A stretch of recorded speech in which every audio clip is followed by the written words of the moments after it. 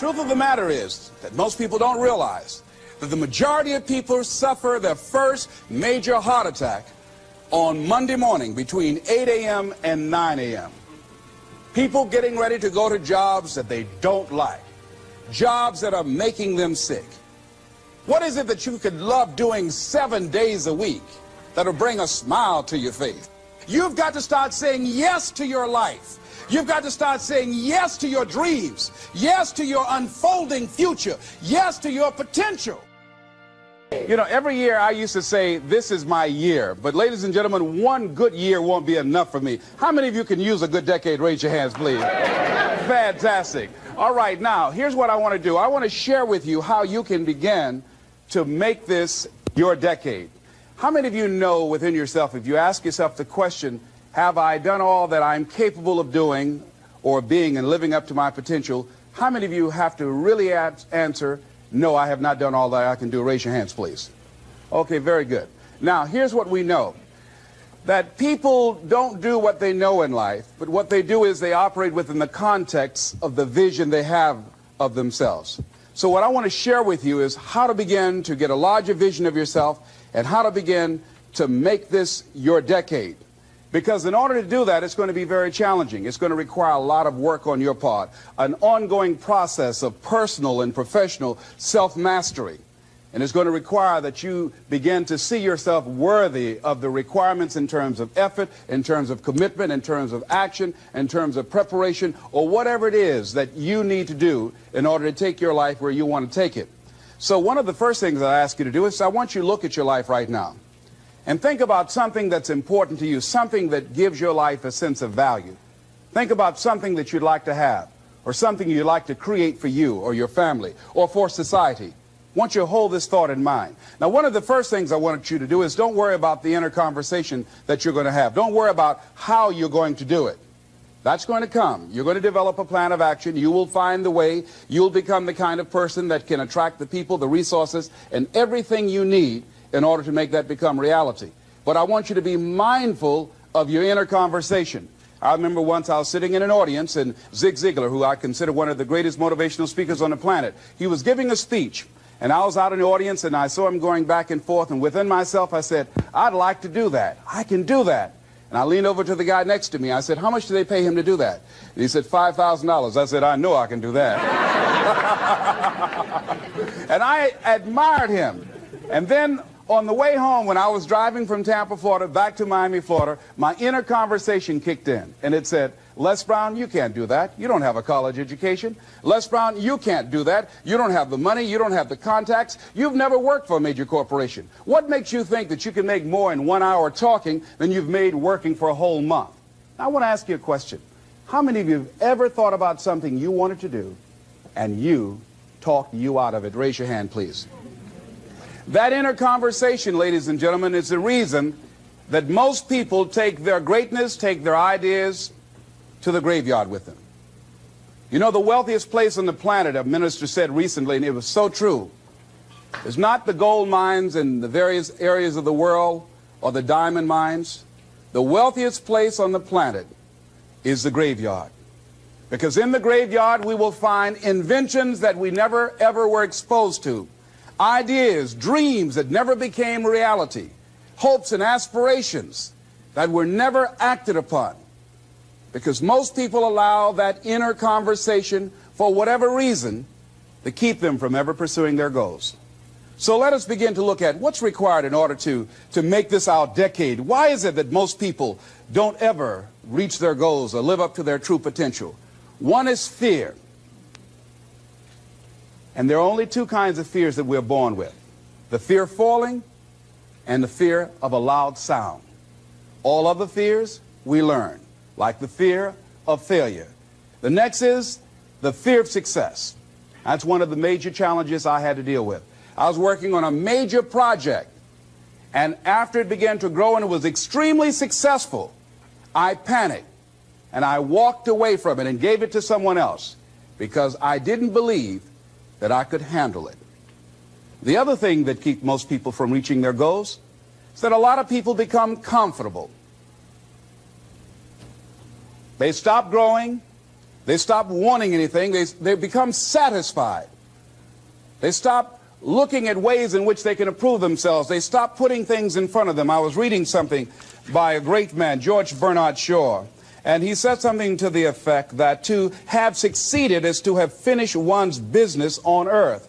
Like the male spider who is killed by the female spider the moment he has succeeded in his courtship. And he goes on to say, I like a state of continual becoming with a goal in front and not behind. I remember after giving a speech at a major corporation, a gentleman came up to me who was up in years, and he said, you know, that's real great motivation for you young guys, but I've done all my work. There's nothing else for me to do. I said, oh, yes, you've got a lot to give. You have a lot to offer. The fact that you're still here means that your business is not through yet. The other thing that keeps us from reaching our goal is not feeling worthy. That's where a lot of people get stuck. Because see, when you don't feel worthy of your goal, you'll begin to unconsciously engage in self-destructive behavior, like procrastinating, constantly putting things off, squandering your time, and that's what life is made of. Something else that keeps us from reaching our goal, and that is many times because we spend so much time complaining and blaming everybody or everything. I'm reminded of a friend of mine who talked about the fact that one day he was walking by this house and some people were sitting on a porch, and there was a dog on the porch, and this dog was just moaning and groaning. So he was curious, and he asked the owner, he said, why is this dog moaning and groaning? And the owner said, because he's laying on a nail. He said, well, why doesn't he get off? He says, it's not hurting bad enough for him to get off. How many of you know people who moan and groan and complain about life all the time, all right? They might moan and groan about their job. I'm sick of this job. I'm sick of you. And they just moan and groan and complain all the time and never do anything about it. They haven't got to the point where they're sick and tired of being sick and tired. They just have enough energy to complain about it, and they consider that, in fact, they believe that that's equivalent to doing something about it, just complaining. No, that can't get you where you want to go. That cannot create your reality for you. The other thing that keeps most people from realizing their true greatness and their true potential, circumstances, their environment. There are many people who believe because of where they're born, because of the area where they are in life and where they find themselves, that's all they know. Given my circumstances, ladies and gentlemen, I shouldn't be doing what I'm doing right now. See, I know something about you, even not knowing you, that you've got greatness within you. You have the ability to do things that you can't even begin to imagine. You have talents and skills in you that you haven't even begun to reach for yet. No one could have convinced me, given my circumstances, given my background, that I would be doing what I'm doing right now. I was born in Liberty City on a floor on 62nd Street, my twin brother and me. When we were 6 weeks of age, we were adopted.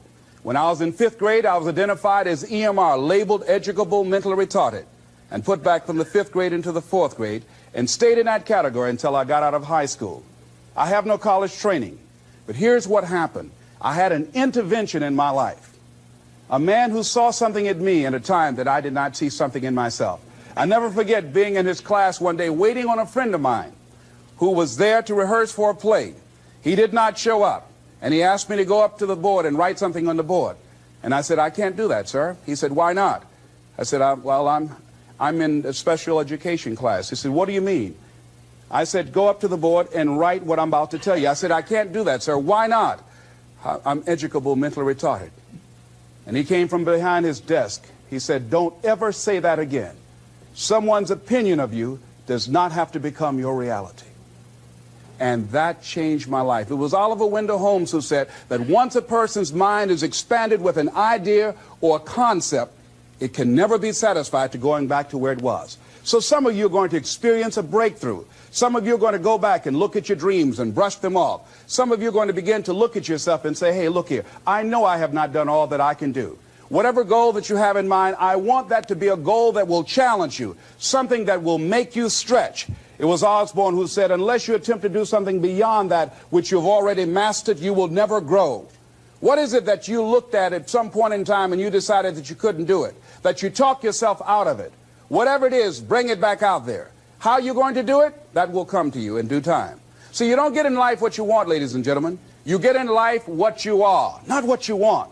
And see, the good news is that we can always become more by working to develop ourselves. So the first process of making this your decade, you've got to begin to take a look at your life and look at where are you right now? What are your strengths? What are your weaknesses? What gives your life a sense of fulfillment, a sense of joy? What does a full, rich life means to you? What is it that you could love doing 7 days a week that'll bring a smile to your face? Think about that. In all the areas of your life, your professional life, your personal life, your family life, your spiritual life, what is it that you'd like to have? Once you begin to determine that, that takes you to the next step. And that is, once you decide what it is that you want, now you've got to decide that you deserve that. Repeat after me, please. I deserve the best that life has to offer. I deserve to find my purpose in life. Shake somebody's hand on your right and left and say, find your purpose.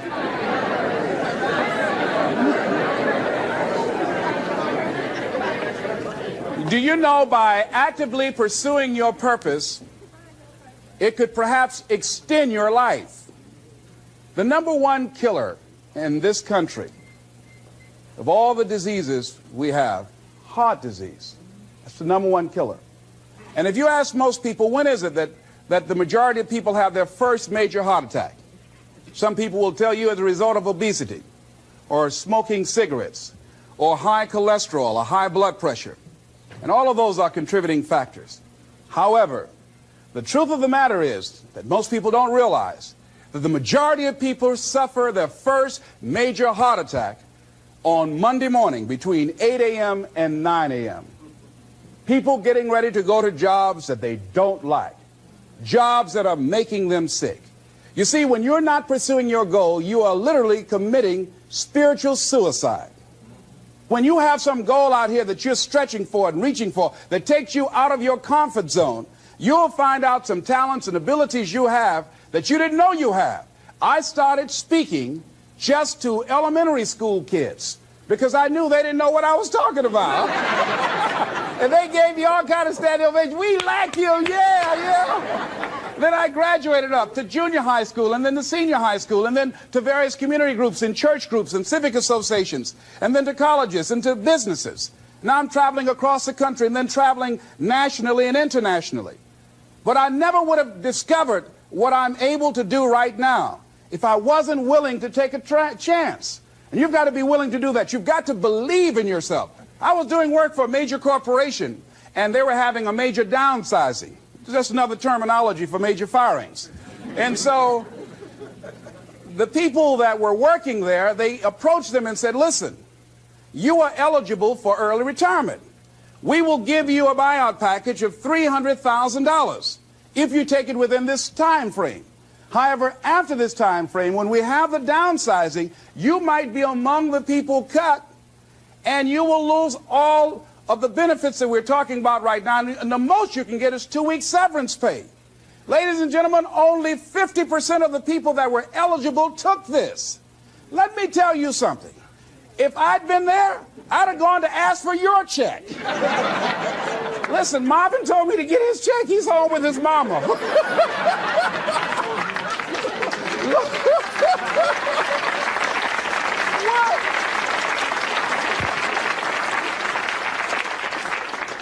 I would have taken that money so quick and had other people checks. They said, Les got your check. See, ladies and gentlemen, life is too short trying to play it safe. It's too short and unpredictable, being miserable. It's too short for that. Here's the thing. There's no safe position in life. Let me tell you why. It's a quiet secret that most people don't realize. You can't get out of life alive. Hello, you can't get out of life alive. So there's no safe position. You can die in the bleachers or you can die on the field. You might as well come out on the field and have a good time, right?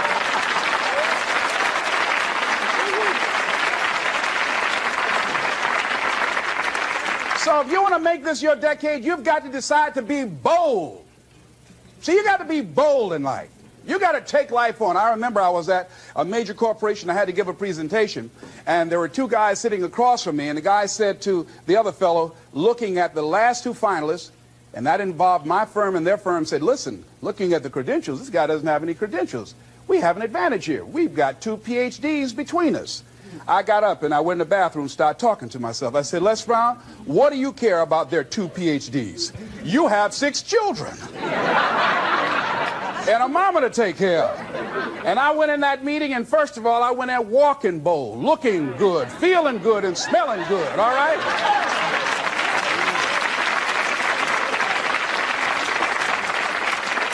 And I sat across that table and we started negotiating, and I operated in a spirit of absolute certainty. I looked at them as if the only reason that they were born was to give me that contract.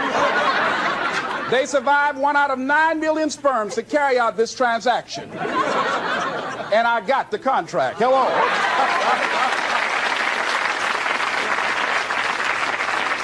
So you've got to decide to be bold. Most people go through life trying to creep. No, no, no. Trying to be casual about it. No, no, no. You go through life being casual, you'll end up a casualty. No. You've got to be bold in life. You've got to take life on. Now, here's something else. You must be positive. See, a lot of people, when things don't happen when they want it to happen, they become negative, and they turn out and start projecting a lot of negative energy. No, no. You've got to make a conscious, deliberate, determined effort to be positive. Because, see, when you know within yourself things are going to work out for you, when you know within yourself that some way, somehow, you're going to make it, and these are just some of the hoops you've got to flip through in order to get there, it's okay. Have a friend who went to get a job, and the people didn't hire him. He was so negative. Well, hey, to hell with you then. Wait a minute. They just don't have a job today. Don't burn your bridges behind you. Don't talk about the guy's mama. Come on. All right? Oh.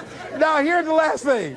If you want to reach your goal and have the competitive edge, you've got to be hungry. A lot of people love me to tell this story. When I got out of school, you know, my first major goal was to buy my mother a home, and my hero in broadcasting was Paul Harvey, and I wanted to become involved in broadcasting, and I loved the disc jockeys that were on the air, and I wanted to become a disc jockey. And Mr. Washington said something to me that I'll never forget, who was my mentor in high school. Repeat this. Whitney Young is his quote. It's better to be prepared, for an opportunity, and not have one, than to have an opportunity and not be prepared.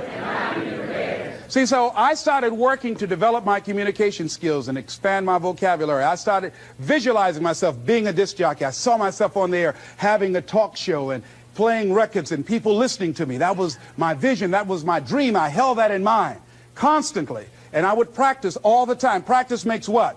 Perfect. Absolutely not. This just dislodge that from your mind. Practice only makes improvement.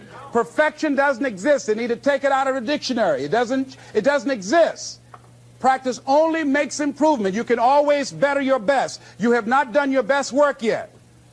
As long as you're here, you have a chance to transcend yourself. So don't believe in perfection. It doesn't exist. It only makes improvement. So I would practice every day, every day, every day. And finally, I went over to this radio station, asked a guy for a job named Mr. Butterwall, and I said, how you doing, sir? I'd like to get a job. I was working on Miami Beach at the Fontainebleau Hotel at the time. The Jackie Gleason and the June Taylor Dancers were famous. And my favorite program on television, most people would not remember, John Beresford Tipton. Hi, my name is Michael Anthony. I have a check for $1 million. How many of you remember that program, all right? The Millionaire, that was my favorite program on television, you know. So this was my fantasy, you know, and every time we would drive from Miami Beach, I would fantasize, oh, that's the house. When I get my million, I'm going to buy my mother that home over there. So that's my fantasy. So I went up to Mr. Butterball, and he said, do you have any radio experience? I said, no, sir. You have any background in journalism? I said, no, sir. I said, but I can never get experience if you don't give me the opportunity. I've been practicing a lot, sir. He said, I'm sorry, we don't have any job for you. I said, thank you, sir. He didn't know my reasons for being there. My reason, I wanted to use radio as a means to earn the money to buy my mother a home. I went back to the radio station again. I said, how you doing, Mr. Butterball? My name is Les Brown. I know your name. Didn't I just see you here yesterday? I said, yes, sir. I said, y'all have any jobs here? Didn't I tell you yesterday we didn't have a job? Yes, sir, but I thought maybe somebody got fired or resigned. I didn't know, sir. I went the next day. How you doing, Mr. Butterball? He said, yes. And I just didn't take it personal. How you doing? So y'all have any jobs here? Didn't I just tell you yesterday and the day before we didn't have any work? Well, I thought maybe somebody died, sir. I didn't know. I went the next day, showed up like nothing was wrong, like I saw him for the first time. How you doing, Mr. Butterball? Y'all having here? He said, boy, make yourself useful. Go get me some food. I said, yes, sir. See, many times when you want more, you've got to be willing to pay your dues.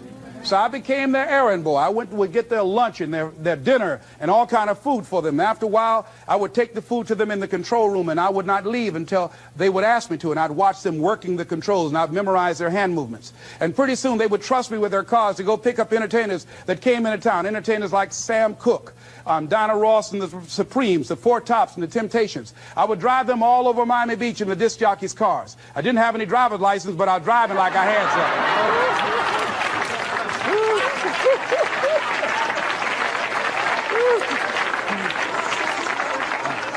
Finally, one day I was at the radio station, and a guy by the name of Rock was drinking while he was on the air. It was a Saturday afternoon. I was the only one there. None of the other jocks were available. And I was looking at him through the control room window, saying, drink, Rock, drink. Drink, Rock. I'd have gone to get him some more if he'd asked me to. Drink, Rock. Pretty soon the phone rang. It was the general manager. I said, hello? He said, Les, this is Mr. Klein. I said, I know. He said, Rock can't finish his program. I said, I know. He said, would you call one of the other DJs to come in? I said, yes, sir.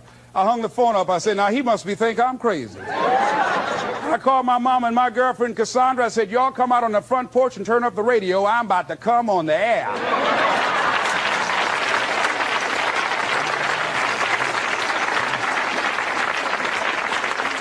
I waited for about 20 minutes, and I called him back. I said, Mr. Klein, I can't find nobody.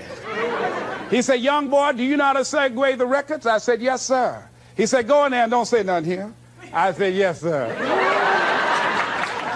I couldn't wait to get behind those controls. I put the headphones on. I said, look out, this is me, LB, Triple P, Les Brown, your platter playing papa. There were none before me, and there will be none after me. Therefore, that makes me the one and only. Young and single and love to mingle, certified, bona fide, indubitably qualified to bring you satisfaction, whole lot of action. Look out, baby, I'm your love man. I was hungry.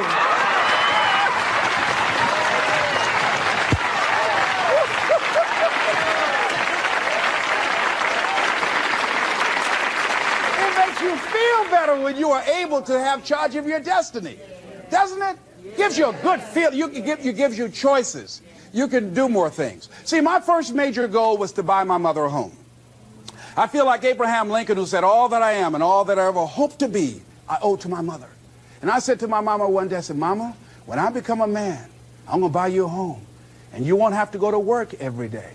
You won't have to work. You just sit down, Mama. She was getting up, getting dressed to go to M&M cafeteria. I was just following her around. I said, watch, Mama. One day you won't have to leave here to go to work no more. It's raining outside. You won't have to go to work in the rain. You just do what you want to do. Like stay home and fix me sweet potato pie. My mama fixed the kind of sweet potato pie you can't eat with your shoes on. You have to take your shoes off so you can wiggle your toes, all right? But that was my dream. That was my passion. I saw that, and that drove me. That was my reason for being. So one of the things, in order to make this your decade, in order to reach your goals, you've got to find some reasons that make you strong, some reasons that will make you hang in there when times get rough, because they're going to get rough. It's going to be very challenging. Whenever you decide that you want to grow, whenever you decide that you want to go to another level, all hell will break loose. Everything that will happen, rather that can happen, will happen, and at the worst possible moment. They call it Murphy's Law. See, whenever you decide that you want to go to another vibration, it's like when you get into an airplane. The first thing they tell you to do is do what? Fasten your seatbelt. Because you're going to experience some turbulence when you're going up. And some of you are already experiencing that turbulence. Don't be frightened by that. See, whenever you decide you want to go to another level, you've got to fasten your psychological, your mental, and your spiritual seatbelt. Because it's going to be a while before you experience a comfortable altitude. You're going to get there. It's there. But you've got to go through this phase here. This is how you grow. This is how you develop. See, life is like a roller coaster. Sometimes you're up, sometimes you're down. Sometimes things go well, and sometimes they don't go well. But in the down moments, that's when you discover who you are. During the down moments, see, in this prosperous time, you put it in your pocket. In the lean times, you put it in your heart. And that's when you discover who you are.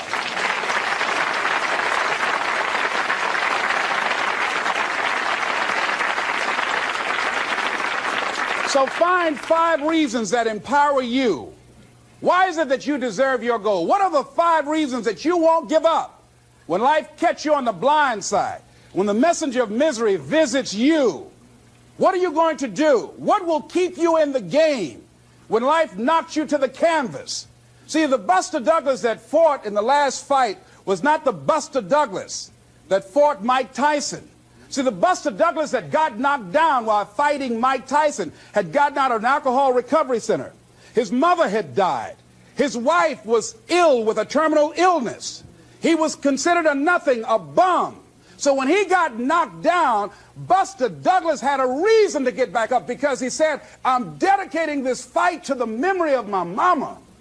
But when he fought the last fight that he had, and he got knocked down, and he had a guaranteed $24 million in his pocket, whether he got up or not, he just said, hurry up and count me out.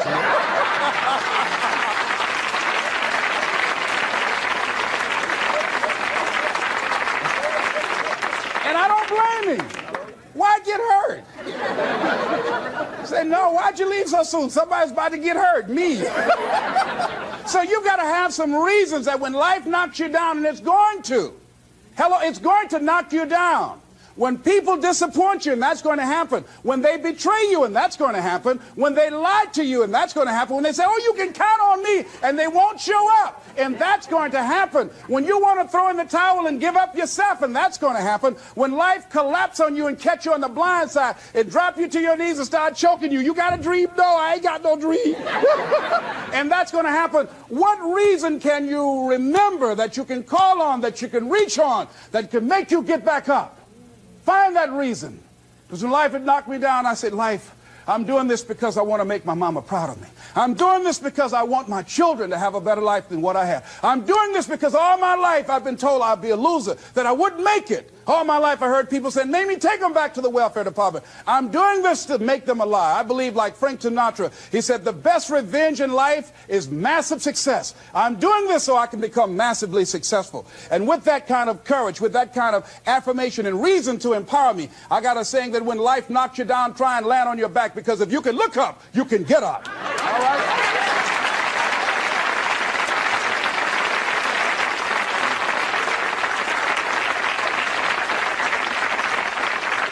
So when you run out of money, when things don't work out for you, when things happen that you could not anticipate, what are the reasons that you can think of that can keep you strong, that can keep you in the game, that will be your rod and staff to comfort you, that can be your bridge over troubled waters? Those reasons are very important. Nietzsche said, if you know the why for living, you can endure almost anyhow.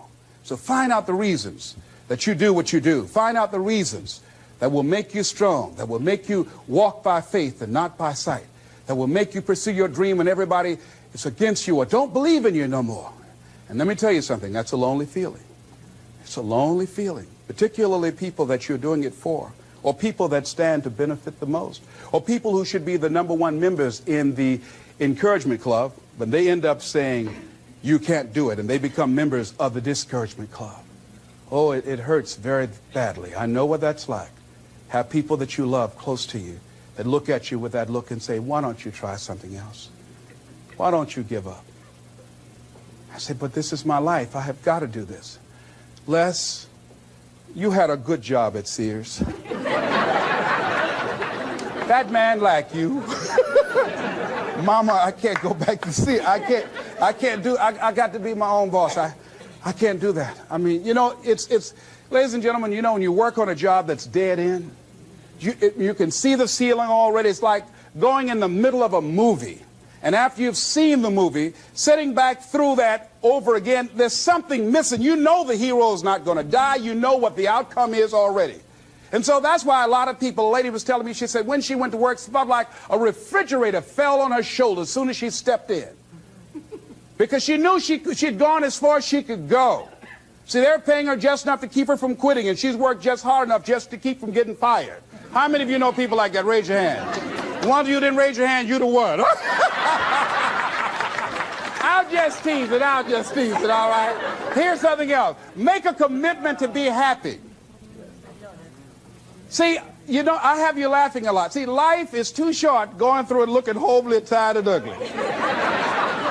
Sometimes we take life too seriously. Oh, no. Make a commitment to be happy. Find little things just to get tickled about and laugh. Find ways to be happy in the moment. A lot of people say, well, I'll be happy when I pay off all my bills. No, no, no. I'll be happy when I get my divorce. Oh, no, no, no. I'll be happy with the children gone. Oh, no, no. You want to be happy now. See, there are no guarantees. No one say you're going to be here 2, 3, or 4 years from now. So you want to be happy right now in the moment. Repeat after me. I must make a commitment. I must make a commitment to be happy. To be happy. Right now. Right now. Right now. Right now. Is all I got. All I got. Shake somebody's hand on your right and left and say, you deserve to be happy.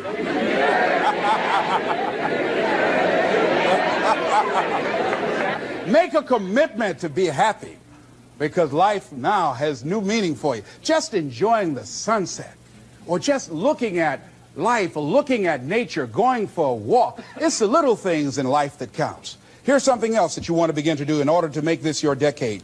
You want to begin to get all the toxic people out of your life. Hello? Energy drainers, get them out of your life. See, ladies and gentlemen, it takes a lot of energy to reach your goal. It takes a lot of emotional, mental, and spiritual energy to reach your goal. And you can run faster with 100 who want to go than with one around your neck. So there are two kinds of relationships. Sid Simon talks about this. Nourishing relationships and toxic relationships. Nourishing relationships are the relationships that inspire you. They motivate you. They bring the best out of you. Toxic relationships are relationships with people that always criticize you. All they can do is find fault. All they can do is just exploit your weaknesses. All they can do is remind you of the mistakes that you've made in the past. These people are bad for your health. Toxic people can run your blood pressure up. One apple can spoil a whole barrel. One negative energy drainer can spoil your whole life. I know people whose lives have been ruined because somebody wasn't good for them. See, there are some people that aren't good for you. Hello? They aren't good for you. You've got to get them out of your life. See, a lot of people put up with a lot of foolishness because they don't want to die by themselves. Here's what I believe. I believe in a one-to-a-box theory.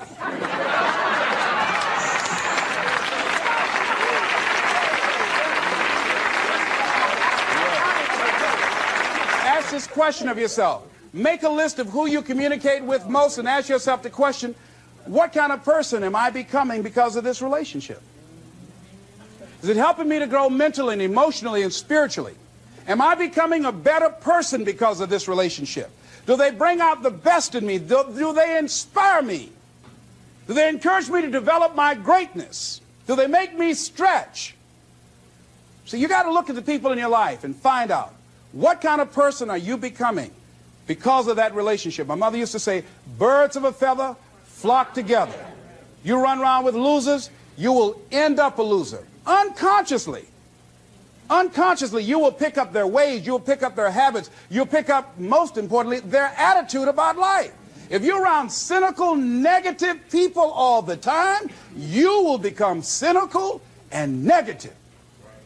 So you got to watch yourself. Many of us are living out the lives of other people, living out their conclusions, living out of their consciousness.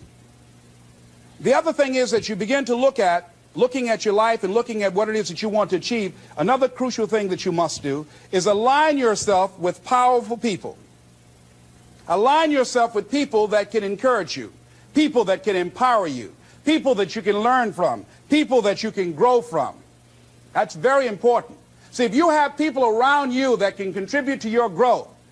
When I wanted to become a speaker, I joined the National Speakers Association.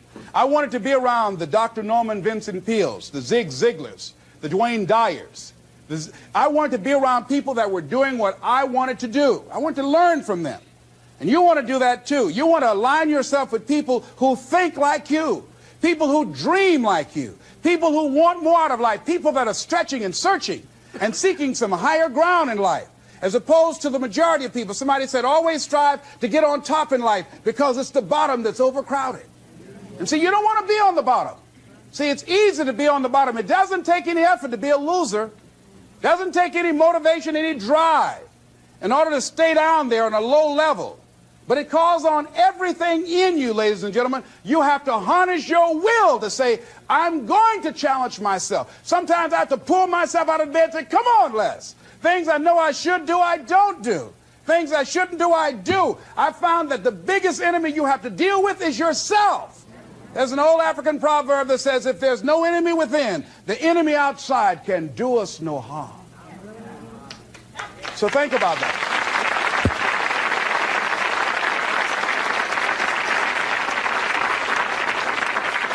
So as you begin to look toward making this your decade, as you begin to look toward making your life different, as you begin to look at yourself, you've got to redefine yourself.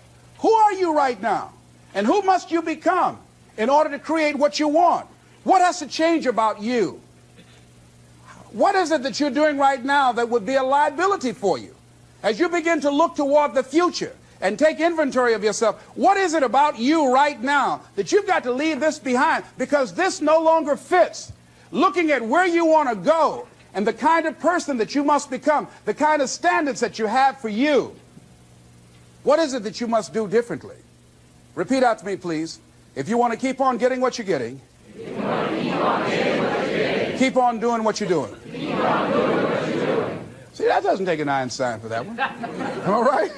It makes sense unless you change your pattern, unless you change the way you're thinking, unless you change your behavior, you're going to continue to produce the results in your life. See, all of us are winners, but some of us are producing results that we don't want. And so all you have to do is look at your game plan, look at your strategy. How is it that you have been being? What is it that you've been doing to produce this? See, you're the director, you're the producer, you're writing the script, you're the star of your life. And as you begin to look at your life, you can decide whether or not it's a smash or whether or not it's a flop. That's in your hands. Look at your life, look at where you want to go. Don't worry about your circumstances. Don't worry about your age. I have a friend who's up in age, over 70, and she wanted to build a multi-million-dollar complex. The name is Dr. Johnny Coleman. Lenders and bankers say, you can't do that, you're too old. She ignored them. That building now stands, ladies and gentlemen, a multi-million-dollar structure. But there are a lot of people who would have listened to that. There are a lot of people that would not have even gotten to that point. They would have talked themselves out of even going down to the bank to ask for it, because they've already said no to themselves. See, it's time now. If you want to make this your decade, you've got to start saying yes to your life. You've got to start saying yes to your dreams, yes to your unfolding future, yes to your potential, as opposed to saying no. See, 87% of our self-talk is negative. So you've got to make a conscious, deliberate, determined effort to say yes to your dreams. Why not? Why not me? Don't spend time like most people going through life complaining. Don't try and get on talk shows and tell everybody how life has done you wrong. Here's what's happening in the audience. 80% don't care, and 50% glad it's you.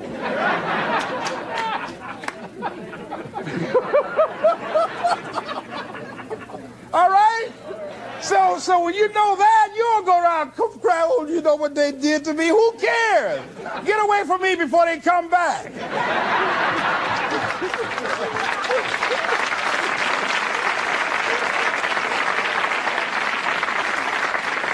I had a friend of mine that said something that's very important. He said, hey, it doesn't matter what happens to you. The only thing matters, what are you going to do about it? That's all that matters. Okay, life knocked you down. What are you going to do about it? How long are you going to sit there and say, you know what they did to me? How long? Who wants to hear that racket? Use that energy to get up from there and move on and get on with your life. You got to learn to let the past go so you can grow. Many people never act on their dreams because they allow their past experiences to determine what their possibilities are. Whatever you've done in the past, that's not a reflection of your possibilities. That's just a reflection of your consciousness. That's just a reflection of your development and your growth. The future is unfolding for you right now. The future is unlimited for you right now. No one knows where you can go. No one knows what you're capable of or what's possible for you.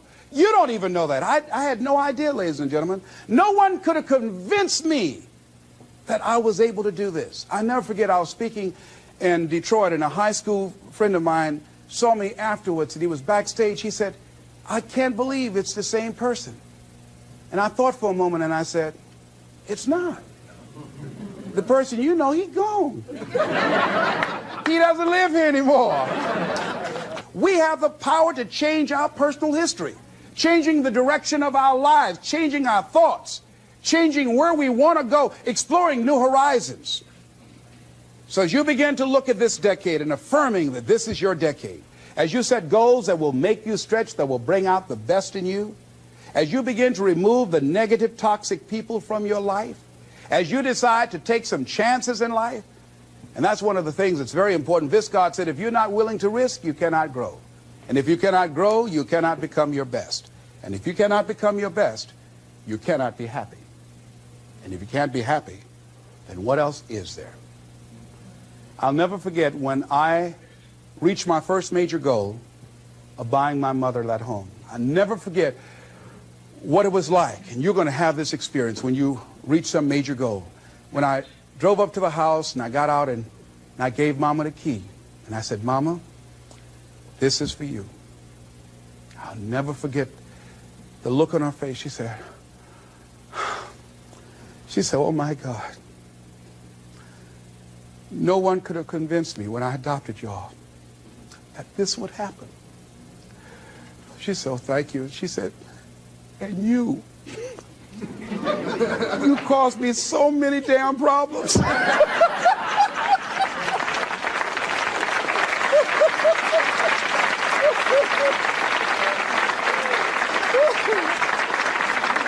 I was just one of those kids that had a lot of energy. But no one knew what I was going to become. It was a great philosopher, Goethe. He says, look at a man the way that he is, he only becomes worse.